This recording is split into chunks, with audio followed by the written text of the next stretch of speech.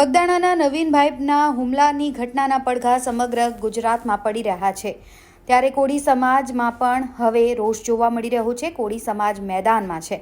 કોળી સમાજના નવીનભાઈની મદદ અર્થે અખિલ ભારતીય કોળી સમાજ તેમજ કોળી વિકાસ સંગઠન ગુજરાતના આગેવાનો બગદાણાના હનુમંત હોસ્પિટલ ખાતે નવનીતભાઈને મળવા માટે પહોંચ્યા હતા. સમાજના આગેવાનો દ્વારા માંગ કરવામાં આવી છે કે ઝીણવટભરી તપાસ આ કેસની થવી જોઈએ અને જે દોષિતો છે તેમને સજા થવી જોઈએ. ગુજરાતના બગદાણાના કોળી સમાજના સરપંચ નવનીતભાઈ પર માયા આહિર અને એના દીકરા જયરાજના લુખાઓ દ્વારા કોળી સમાજના યુવાન ઉપર જીવલેણ હુમલો કર્યો. ખૂબ અમે વખોડી કાઢી છે સમગ્ર ગુજરાતના કોળી સમાજ. આજે અમારા કોળી સમાજના આગેવાનો પોલીસ પ્રશાસન ઉપર પૂરું પ્રેશર લાવી આરોપીઓની ધરપકડ કરાવી, પણ ક્યાંક નાની માછલીઓ આવી જાય, મગરમચ્છ રહી ન જાય. મુખ્ય આરોપી તો જયરાજ અને આ માયા આહિર છે. એના કહેવાથી આ નવનીતભાઈ ઉપર જીવલેણ હુમલો થયો છે.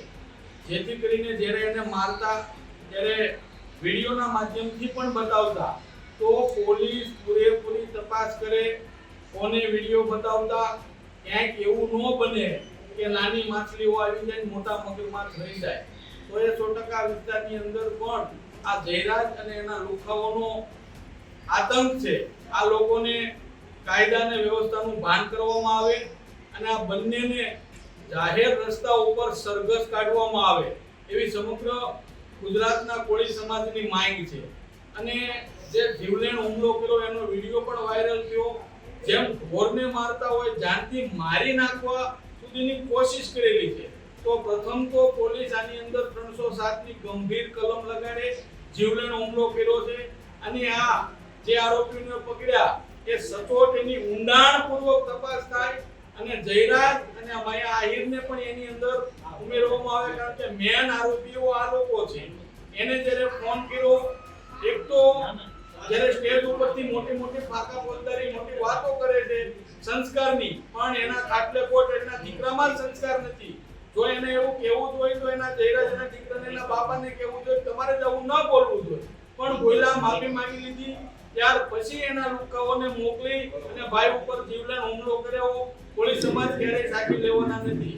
નવનીતભાઈ સાથે અને એના પરિવાર સાથે સમગ્ર ગુજરાતના કોળી સમાજ છે, અમારા આગેવાનો છે, અમે બધા છીએ. આને સંપૂર્ણ ન્યાય મળે અને જયરાજ અને આ માયા આહિરને પણ આની અંદર સજા મળે, 307 ની કલમનો ઉમેરો થાય એવી અમારી ઉગ્ર માંગ છે.